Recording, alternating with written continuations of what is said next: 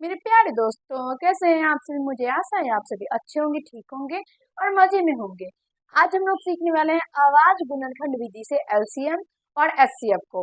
यह आप लोगों के 10th के एग्जाम में बार बार पूछा जाता है। ये इंपॉर्टेंट टॉपिक है। अच्छे तरीके से वो समझने का प्रयास कीजिए। आज क्वेश्चन जो भी हम आपको बताएंगे, अगर वो क्वेश्चन आप लोग एक बार देख लीजिएगा तो फिर आप लोगों को कहीं से कोई दिक्कत नहीं होगा। एलसीएम और एचसीएफ अब आवाज गुणनखंड से हम लोग कैसे निकालेंगे, जिंदगी में कभी नहीं भूल पाइएगा आप लोग। चलिए वीडियो को शुरू करते हैं, क्वेश्चन देखते हैं क्या है हम लोगों का और उसको समझने का प्रयास करते हैं। आप लोग वीडियो को शुरू से लेकर अंत तक देखिएगा और फिर आप लोगों को बताइएगा कि आप लोगों को ये वीडियो कैसा लगा और आप लोग समझ पाए या नहीं समझ पाए। ये बहुत ही ज्यादा इंपॉर्टेंट क्वेश्चन है, ये वीडियो बहुत इंपॉर्टेंट है क्योंकि ये आप लोगों के एग्जाम में बार बार पूछे जाते हैं, उसमें भी 10th का जो बोर्ड होता है उसमें। तो ये इंपॉर्टेंट टॉपिक है, एक बार देखिए, समझने का प्रयास कीजिए, ठीक है। अब देखिए, आवाज गुणनखंड विधि से एलसीएम और एचसीएफ। नॉर्मली आप लोग आवाज गुणनखंड विधि से एलसीएम और एचसीएफ बनाए होंगे और आप लोगों को आता भी हो। आज हम लोग लेकिन आवाज गुणनखंड विधि से इसको कैसे सॉल्व करेंगे, कैसे इसको बनाना है, वो आज हम लोग सीखने वाले हैं।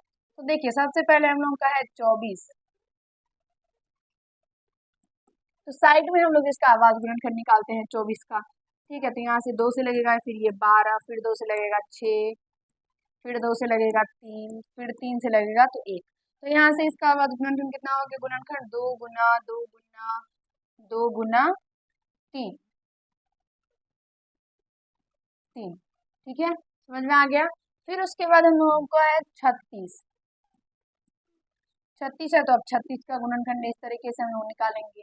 या आप लोगों को ऐसा करते हैं कि उसको गुणनखंड निकालने के बारे में आप लोगों को पता होगा, नहीं पता है तो देखिए, सबसे अभाज्य गुणनखंड, इसका मतलब अभाज्य संख्या से ही हम लोग यहाँ पे लगा सकते हैं, ठीक है। तो यहाँ से लेकिन 36 में देखिए और भी संख्या है बहुत सारा, जैसे कि 3 है, 3 से भी हम लोग लगा सकते हैं क्योंकि 3 अभाज्य संख्या है।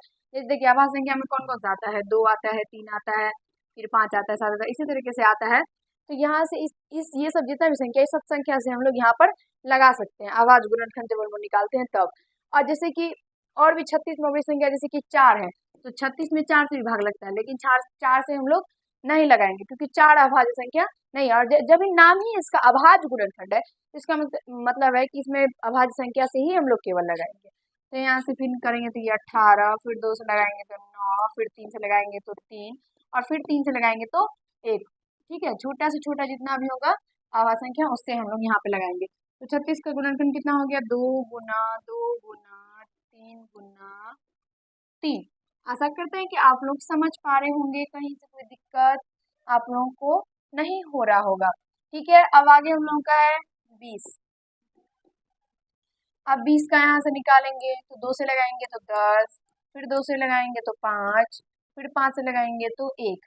तो यहाँ से ये हो जाएगा 2 गुना 2 गुना 5, ठीक है, समझ में आ गया, 2 गुना 2 गुना 5। अब यहाँ पे सवाल है हम लोगों का एलसीएम निकालेंगे और फिर हम लोगों का एचसीएफ। दो है एलसीएम और एचसीएफ। अब देखिए, एलसीएम और एचसीएफ हम लोग कैसे निकालते हैं। तो सबसे पहले एक काम करते हैं कि हम लोग इसको थोड़ा पलटा देते हैं, एचसीएफ पहले निकालते हैं और एलसीएम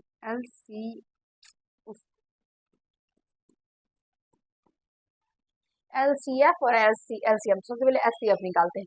अब एचसीएफ में हम लोग कैसे निकालेंगे, जो भी संख्या ये तीनों संख्या में होगा, जैसे कि 24, 36 और 20 का हम लोग इस तरीके से देखिए गुणनखंड निकाले हैं, अभाज्य गुणनखंड निकाले हैं। तो अब ये अभाज्य गुणनखंड, तीनों संख्या का जो अभाज्य गुणनखंड है, ये तीनों संख्या में अभाज्य गुणनखंड में जो भी संख्या यहाँ पे जो हम लोग निकाले हैं, जो भी अभाज्य संख्या जो यहाँ पे निकला है, वो जो भी तीनों में कॉमन होगा बस वही केवल और केवल हम लोग एचसीएफ में ले सकते हैं, ठीक है। समझ में आ रहा है आप लोगों को।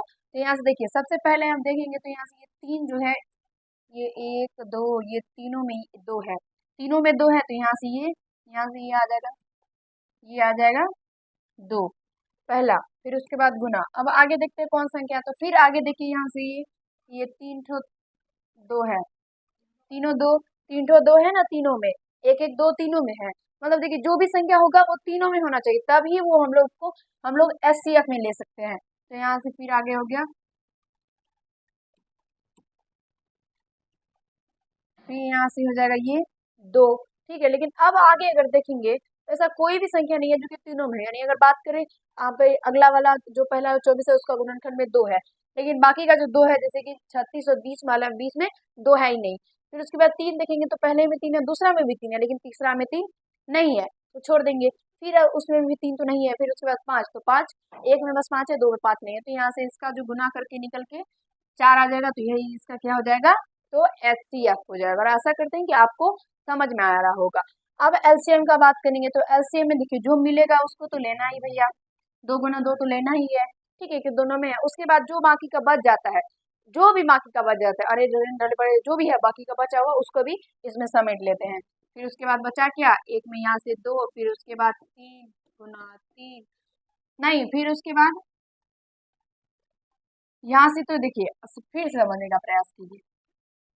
एलसीएफ समझ में आप लोगों को आ गया, जो तीनों में रहेगा वही लेंगे। एलसीएम भी समझ में आ गया, जो पहले सबसे पहले तो देखेंगे कि तीनों में कौन कौन संख्या मिल रहा है, तो वो ले लेंगे। उसके बाद देखेंगे कि दो में कौन कौन संख्या मिल रहा है, तो दो में तो ये 3 गुना 3, ये 3 मिल रहा है, दो में 3 है ना, दोनों में 3 कहीं पर भी हो लेकिन मिल तो रहा है ना बस, तो दोनों में 3 है, तो इसके बदले में एक 3 ले लेंगे। और उसके बाद देखेंगे कि और कौन संख्या मिल रहा है, अब कोई नहीं मिल रहा है, तो अब यहाँ से जो बचा हुआ रहेगा वो सारा को ले लेना है। तो यहाँ पे बचा पहले पहले ये 2 बचा, फिर यहाँ से ये 3, ये दोनों तो मिल ही गया था, ये 3 और यहाँ से ये 5 बच गया, तो यहाँ से 2 गुना 3 गुना 5 ले लेना है। आशा करते हैं कि आप लोगों को समझ में आ रहा होगा, पेशेंस होके रहिए, नहीं समझ में आएगा तो आगे और भी क्वेश्चन है उसको भी सॉल्व करेंगे। अब सबको गुना कर दीजिएगा, तो यहाँ से ये हो जाएगा 2 गुना 2, 2 दूना 4, 4 तिया 12, 12 पंचे 60, और 60 को 3 दूना 6 से गुना करेंगे तो 360, और 360 आपका एलसीएम निकल के तैयार है।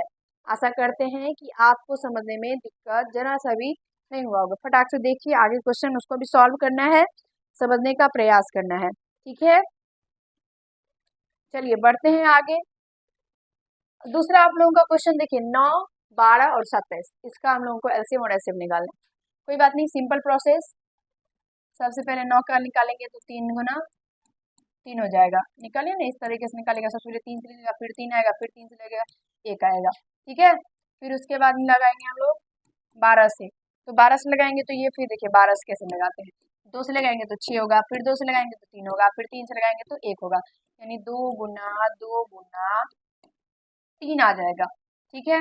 फिर उसके बाद देखेंगे 27, तो 27 से लगाएंगे तो यहाँ से 3, 27 में 3 से लगाएंगे तो 3 नमे 27, फिर 3 से लगाएंगे तो 3, फिर 3 से लगाएंगे तो 1, तो यहाँ से 27, 3 गुना 3 गुना 3, और 3 का क्यूब कितना होता है, 27 होता है।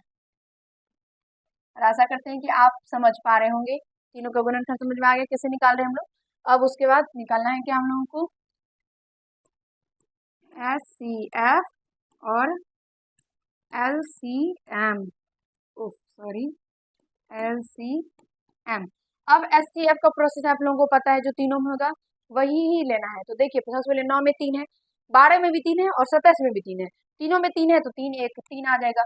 फिर उसके बाद देखेंगे तो 9 में फिर 2 1 और 3 है, लेकिन 12 में देखेंगे तो एक ही 3 था जो हम लोग ले लिए हैं, तो अब ये उसमें नहीं ले सकते हैं। 27 में तो 3 है लेकिन बीच में तो 3 नहीं है, एक में 3 नहीं है, तो इसका मतलब ये 3 हम लोग नहीं ले सकते, यानी इसका HCF जो है वो आप लोगों का 3 ही हो जाएगा, ठीक है। समझ में आ रहा है, जो तीनों में होगा केवल और केवल वही लेना है जो तीनों में होगा, नहीं जो होगा तो उसको छोड़ देना है। और अब आप लोग बोलेंगे कि नहीं होगा, तब जब जहाँ पे नहीं होगा वहां पे बताएंगे। अब देखिए यहाँ से 12, तो अब सॉरी, अब एलसीएम एलसीएम देखेंगे, तो एलसीएम अगर देखेंगे तो एलसीएम तो जो सबसे पहले मिल रहा है वो तो होगा ही भैया, फिर उसके बाद जो दूसरा 2 में मिल रहा है वो भी ले लेना है। तो यहाँ से 2 में देखेंगे तो ये 3 मिल रहा है ना, ये 1 और 2,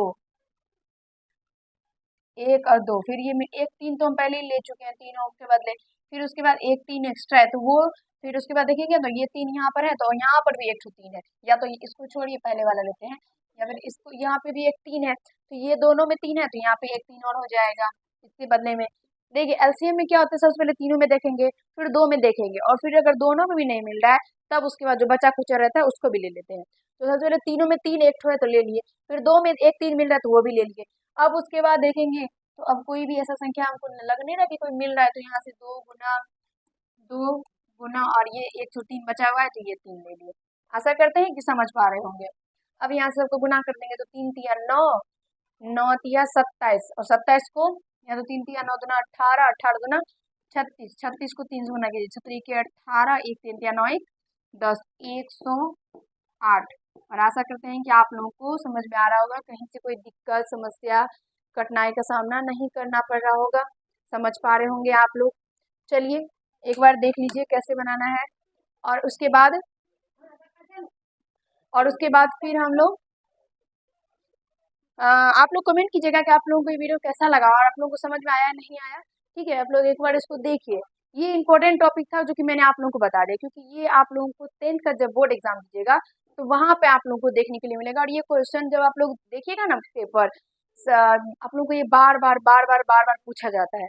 ठीक है, तो बार बार पूछा जाता है, तो इसका मतलब ये टॉपिक जो ये बहुत इंपॉर्टेंट है और ये समझना आप लोगों के लिए जरूरी था, तो मैंने आप लोगों को बता दिया।